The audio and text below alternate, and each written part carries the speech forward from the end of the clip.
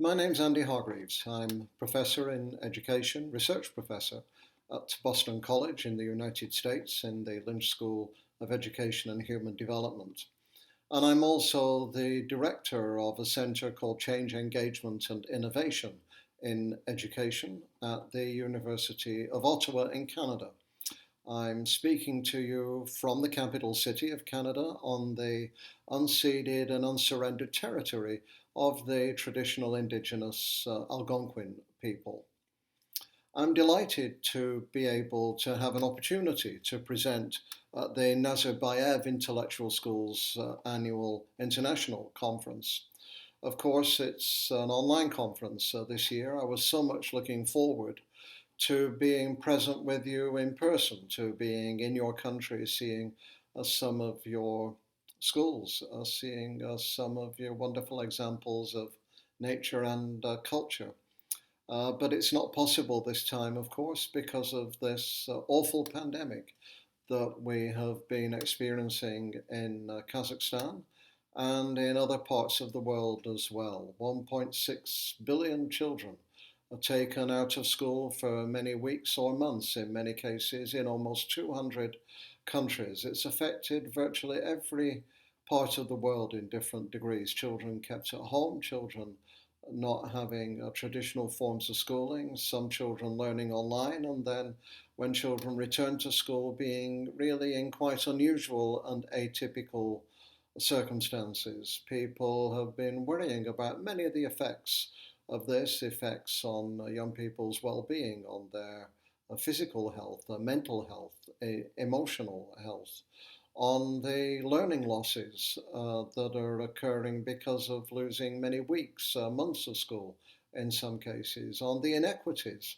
that exist between richer and poorer families that are, if anything, widened when we don't get the levelling influence that schools have in bringing together children from different backgrounds with resources and supports to try and keep those differences, inequities narrow rather than wide. And of course, it has been the poorest children in the poorest families who've often suffered the most during this pandemic. There's a lot to have been grieving for in 2020.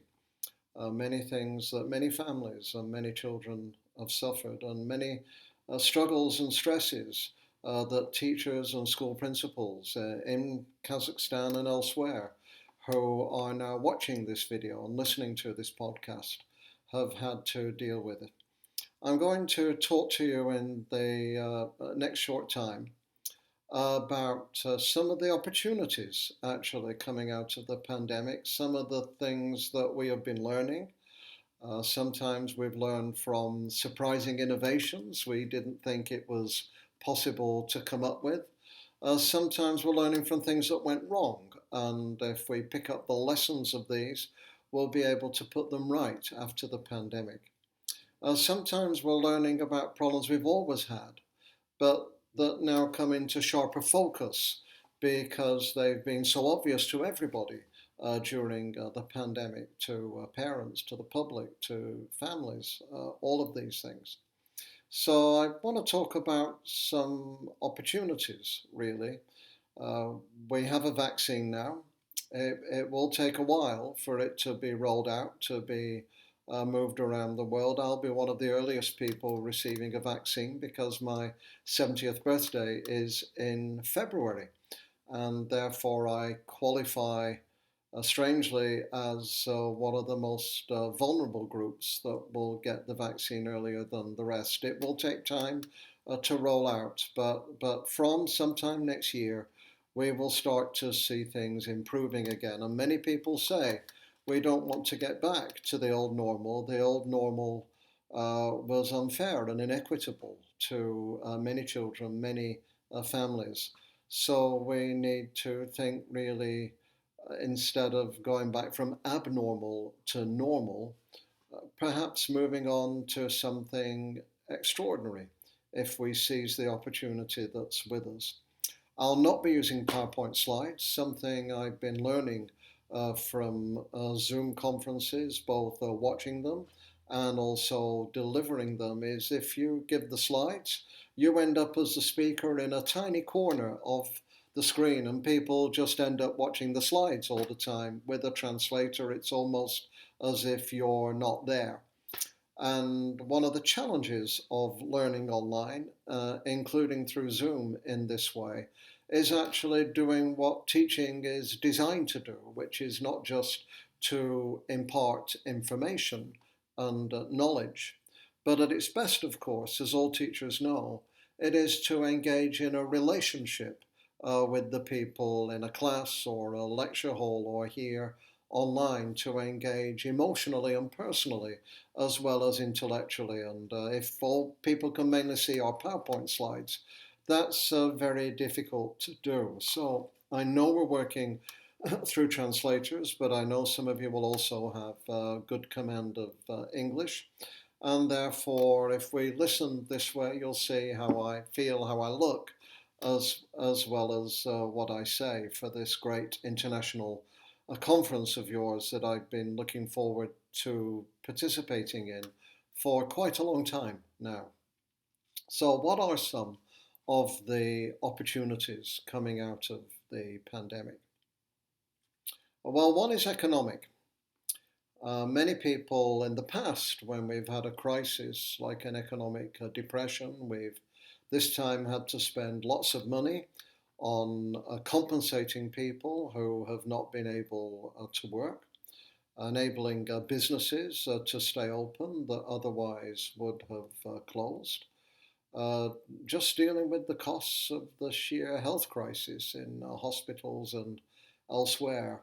In the past 20, 30 years, we've thought the answer to this is austerity, is actually bringing in a period when we spend less, when we put less money into the public sector, when we hold people's salaries, we don't increase them, when we really make public sector work harder in order to pay off the debts that we've built up in a recession, or in this case in a pandemic. But the wisdom now in many parts of the world, among many leaders and among many economists, including one of the economic advisors to President Joe Biden, who is Heather Bushey, is that actually austerity is not the answer of when we're coming out of a crisis. Reducing spending in the public sector, including public education, is not the answer to deal with a crisis. Indeed, they say we've been a bit too obsessed with growth economically, with how well off we are economically as the measure of a nation's health before. And the flip side of growth is austerity. So we try to build up growth, we try to build GDP. We think the GDP is a measure of how successful we are as an economy. But in fact, what economists are now saying is that what we need to focus on is quality of life. Quality of life in a society. And of course, health and well-being is a big part of this quality of life. Prosperity economically, but also prosperity in life as well. And if we invest in the public sector rather than reduce investment, what we see is that actually this keeps people in work. It keeps people spending. This paradoxically grows the economy because people have income to spend on consumer goods. It narrows rather than increases inequality. With austerity, the poor tend to suffer the most, so we get greater inequalities. So keeping spending in the public sector keeps those inequalities restricted.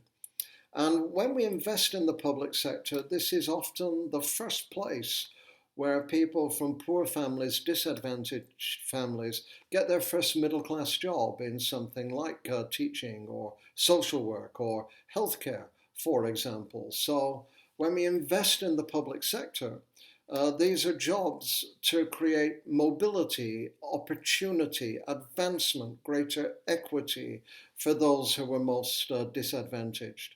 So the global wisdom that's emerging now is that actually investment is the way out of a pandemic like this.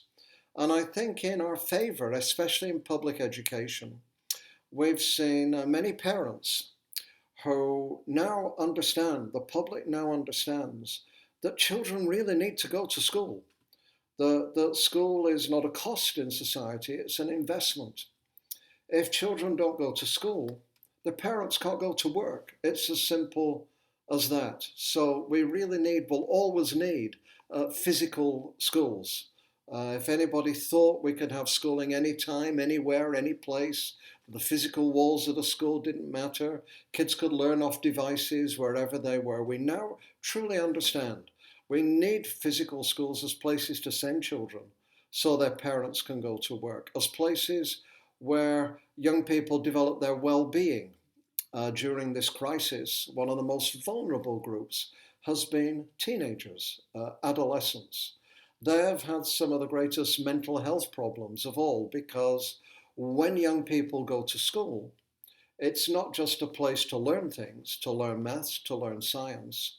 It's also a place to meet your friends, to develop an identity, to build social skills, to understand who you are becoming as a person, to develop your aspirations in life for how you will grow and work and bring up a family as an adult. All these things in schools are really important. And any parents who've been at home trying to supervise their children's learning when they've been learning online know that it's pretty hard being an unpaid substitute teacher without the expertise to manage your children's learning. And so parents are really starting to appreciate now, this key moment, just how important the teacher's expertise is in being able to manage a class, help a child who struggles, keep them focused when they're perhaps a little easily distracted. So I think the first two things we're really understanding coming out of this pandemic are the importance of schools, of public schools and other kinds of schools, of investing in schools and investing in teachers. I know this is an important goal in Kazakhstan to raise the quality, the status, the public standing of teachers. And I think we have a great opportunity of public will now to build on how important everybody understands teachers are, to invest in the teaching profession, to build the teaching profession, to grow the public sector, and to use that as a way to keep the inequities narrow and also to grow the economy because people will have money to spend. So these are really the first two things to think about is growing the economy, investment, not austerity, and the importance of public education, including children's well-being. Well-being is not an afterthought to learning and to achievement and to developing workplace skills. We now understand that well-being needs to be one of the first things that we think about when we're educating young people. And so deliberately supporting when children come back their sense of belonging, deliberately supporting their emotional development, deliberately ensuring that there's no bullying or very little bullying. These things really matter. Well, we know that Kazakhstan does very well internationally on measures of discipline and orderliness in the classroom. But this doesn't automatically mean well-being. If we look at Morocco, for example, on OEC data, it is second in the world in terms of measures of discipline and orderliness. But children in Morocco are also some of the most unhappy children in the world in terms of their relationships in school. So good discipline, which is good for the teacher, of course, doesn't necessarily mean positive well-being. So discipline is not enough. We need to pay attention to well-being as well. So now we've got three things that we're thinking about. I'm going to bring on three more. The importance of investment rather than austerity, the value of public education and the status of teachers, and investing in the quality of teachers and the quality of public education, and making well-being a priority as important as learning, so that children are engaged with their learning. They don't just feel happy, but they feel fulfilled. They're not just successful, but they feel their learning has meaning and purpose and is connected to their life. These are the three first things. Are we okay so far? Are you with me? I know we don't have the PowerPoints, but three things, remember those: investment, the value of public education and of public school teachers, and thirdly, the importance of well-being. What else are we learning? Well, one of the huge ones that people have been talking about is technology.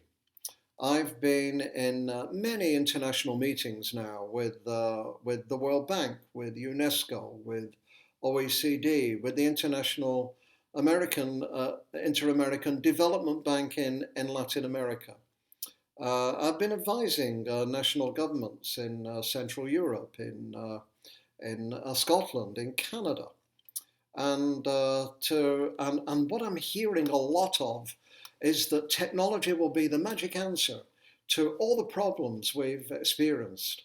It's an irony, really, because if anything, although we've truly needed technology during this pandemic because we've had almost nothing else sometimes, it's been one of the biggest problems rather than one of the best solutions.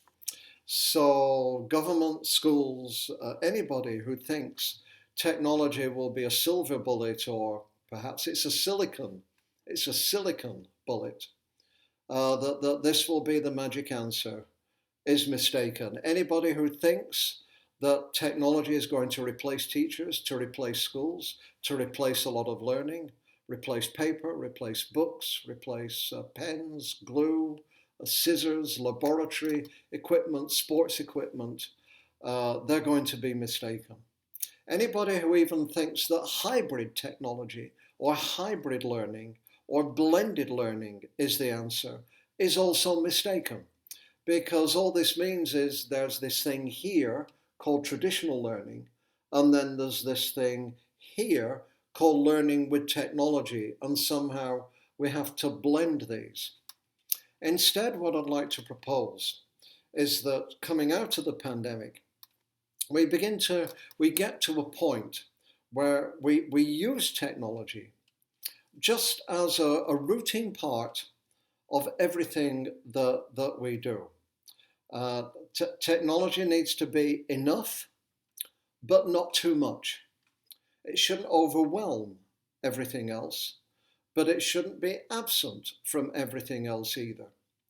We need to get to a stage where digital technology is as routine in a school, no more, no less, than glue, graph paper, vacuum flasks, soccer balls, paper, books, pens. And digital technology will work alongside all this and alongside the essential in-person relationships that are at the heart of what makes teaching and learning truly successful. So we need to be ambitious about technology, but we also need to be cautious and need to be measured at the same time. We shouldn't throw lots of technology into schools, iPads, devices, before people really know how to use them and how to use them well.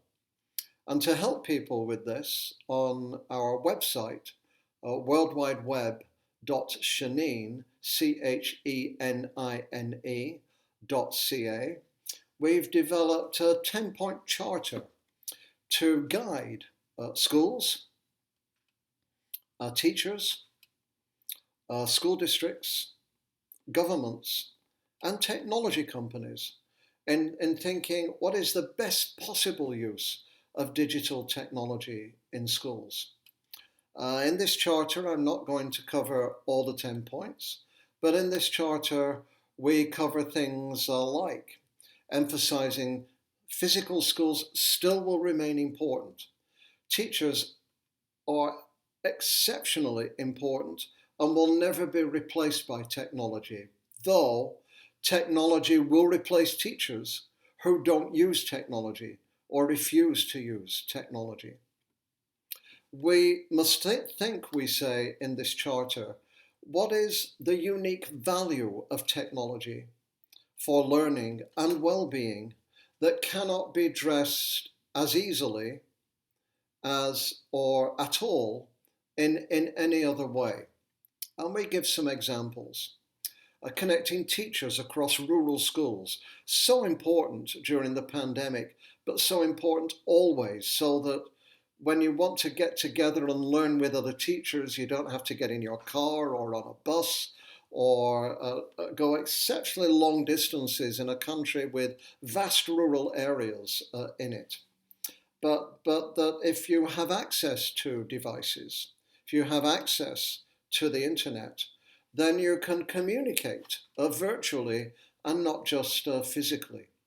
This is why we say technology and internet access for learning needs to be like it is in Estonia. It needs to be a human right, it needs to be public, it needs to be universal, and it needs to be free of charge so that there are no inequities in access to this technology. So connecting people across rural schools is one of the unique value propositions of it. Using technology to help children with special needs is another unique value proposition, so that when they read a book, if they have a reading disability, they can listen to the book, which will help them when they're reading it. So what is the unique value proposition of technology?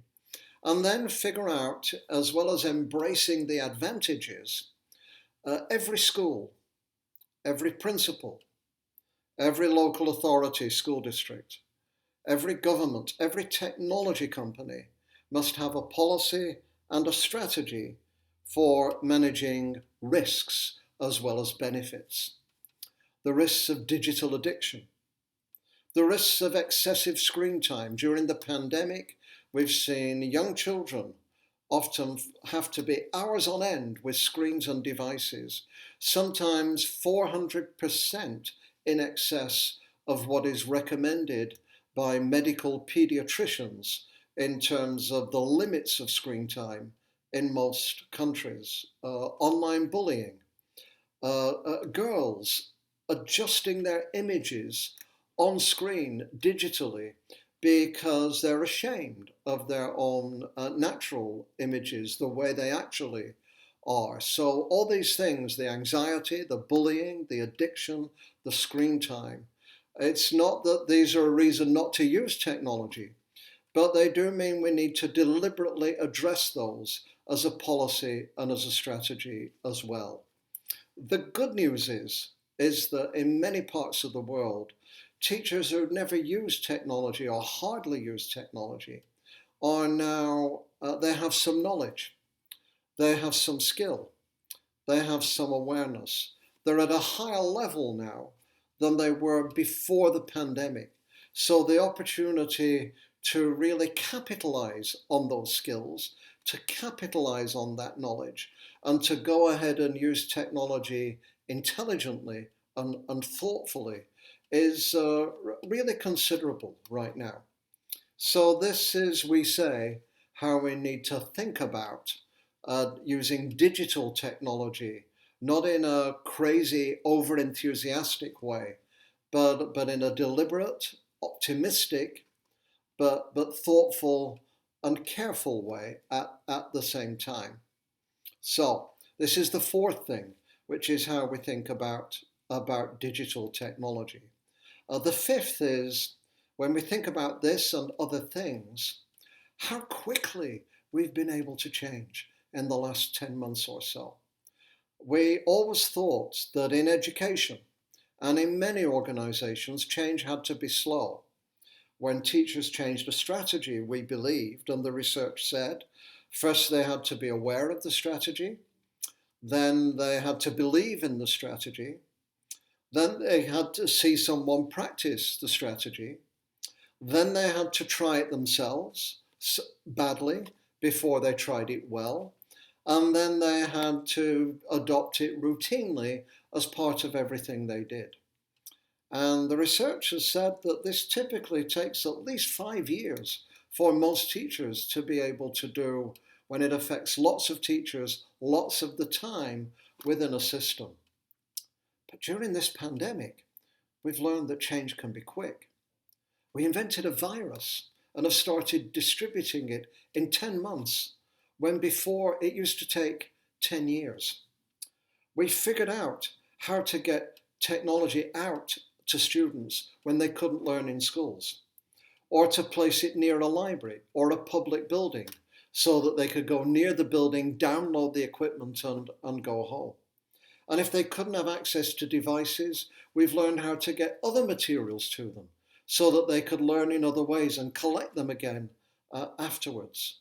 People have been incredibly ingenious. We've learned that when we really want it, when we believe in it, when we're inspired, when we're in this together, we can change quickly.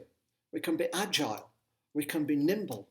We can be responsive rather than having to change slowly. And we need to keep this spirit that change when we believe in it, not when someone is making us doing it, but when we all believe in it together, change can be quick rather than change being slow. So we need to think about how we can approach change differently as well. And then a big thing here is we know one of the things that makes a real difference in terms of students' learning is the quality of teaching. It is the most important factor in the school that can affect students' learning. And we know that one of the things that most affects the quality of teaching is the time, the willingness, the ability for teachers to be able to collaborate with each other, to learn from each other, to support each other when they're struggling or finding things difficult. And the amazing thing is, during the pandemic, every day, teachers, principals have come across problems they've never encountered before. How to help students with autism at home learn virtually, for example. Completely new problem. And when teachers have not known what to do in country after country after country, who have they turned to for help? Not their government, not their politicians. They turn to each other, as we all do when we struggle. We turn to each other for help. And in country after country, what surveys are showing is however much teachers collaborated before this pandemic, they're collaborating even more now after it. The rates of collaboration have actually gone up. So teachers have got into the habit now of collaborating with their colleagues near and far, face to face and online, in order to find solutions to the incredible problems that these heroic educators have been facing almost every day. So when the pandemic's over, we need to keep this collaboration going. We don't want teachers in line management hierarchies of compliance, working as individuals, but working together to plan curriculum, to build curriculum, to develop good units of learning and work for their students, to mentor and coach each other, to give each other feedback. And some of that public investment that we talked about at the beginning needs to go into the time and the people that can help teachers be with each other. And in whatever stage they are currently at, they will get better when they collaborate effectively. That's what we really know about the power of collaboration. And two more things. First, one thing we know about online learning at home, which is true of any learning actually, is that it works well when children know how to be self-directed, when they know how to keep focused on the task, when they know how to not give up, when they know how to avoid distractions. Many of these distractions are on their devices when they've been learning at home. So the best learners have been the self-directed learners. Now, self-directed learners are more likely to be in privileged families than in disadvantaged families, where there's less room to study, where there's more distractions. Self-directed learners are not just people, students, we can hope to have or assume we will have.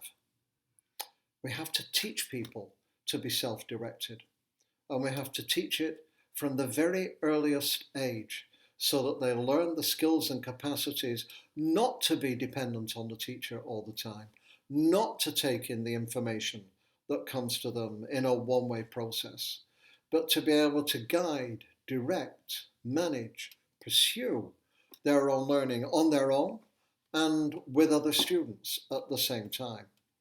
So amongst the global competencies that the OECD values, one of the most important coming out of this pandemic is the importance of deliberately developing self-directed learning in our young people and in making that a national priority. Because what the WHO tells us, the World Health Organization, in a report in 2018, is that the next pandemic is not going to be in 100 years. It may be in 20 years. It may be in 10 years. And then we'll have other crises as well. We'll have droughts. We'll have fires. We'll have floods because of climate change that are bringing exotic species, humans, closer to each other, that are deforesting our land and creating climate problems. So, pandemics and other crises are going to be like hurricanes. They're going to be bigger and there's going to be more of them. And so we need to be ready when the next pandemic comes with all the learning skills, with all the flexibility, with all the digital support to be able to learn well in a pandemic and to learn well out of a pandemic too. We need to be ready for everything. And for that, we need the final thing. And the final thing is we need our systems to be less centralized. I know in Kazakhstan you have a very centralized system with high autonomy for local schools. The answer is not to give all the power to the schools and to have no central government at all, but a flexible, agile, responsive system in a crisis has a strong government with a strong vision and sense of direction. And with that vision, the resources, the investment in people and materials and structures to enable that vision to come about. But then if you give more power, not to the individual schools, but to the local communities who can bring these schools together, bring the teachers together to respond to the communities they know well. It may be one of your two big cities, or it may be nomadic communities far away from the capital city and the other centres of population. But really build their capacity to respond well to whatever happens, no matter what. And this leading from the middle is a big global movement now, not just in a pandemic, but in all conditions in which people experience teaching and learning. So what I've tried to share with you in this presentation, a little over half an hour, is to remind you that in this pandemic, it's helped us get organized about how we can help children learn during a pandemic. And it started to get us to think, what should that learning and well-being look like outside of a pandemic, as well as within a pandemic? These are the key things we need to think about. They're not abstractions. Even today, myself and 9 other advisors for the Government of Scotland have published a report containing many of these ideas within them. When we come out, we have to think about, remember, investment, not austerity. Valuing public education and public school teachers while the public still remembers how important those teachers are.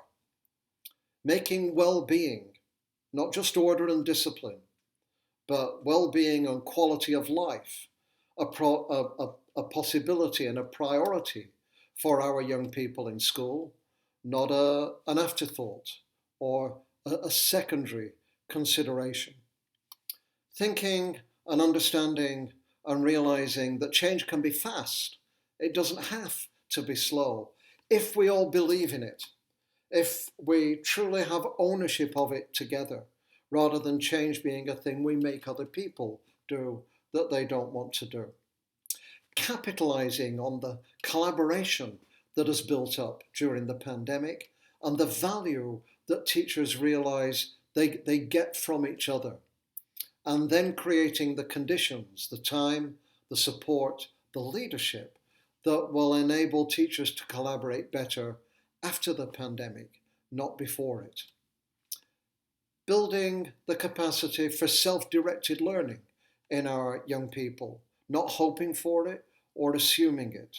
So whether they're learning virtually or whether they're learning in other ways, more children will be more able to guide their own learning, to not be distracted, to remain focused, to continue to be persistent, to motivate and inspire themselves and not just wait for somebody else to come and motivate and inspire them, and to make this a national priority.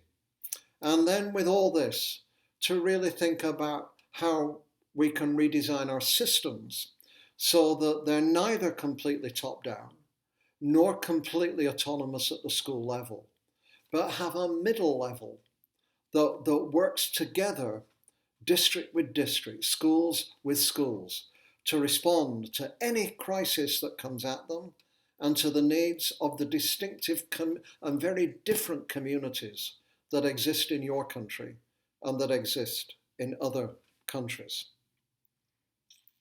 These are just 6 things we can think about differently when we come out of the pandemic. It's been an awful time. It's been a dreadful time. It's been hard for everybody, for the poor, for the disadvantaged, for our health workers, for the people in hospital, for those who've become sick, for those who've had to care for those who've become sick, for some of our poorest communities especially, for our frontline essential workers, and I think we all include our teachers as these essential workers.